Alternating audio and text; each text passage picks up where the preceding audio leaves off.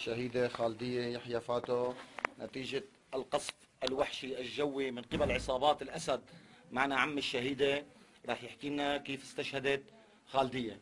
نحن تفضل واقفين تحت الشجرة ونزلت قذيفة من طيارة الوحشية الأسد وصابتها، صابت هي وجوزها وابنها.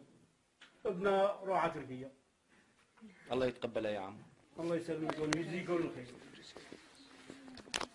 عم نستفاد بالشيء، عم نستفاد. صلوا على النبي رحمه الله.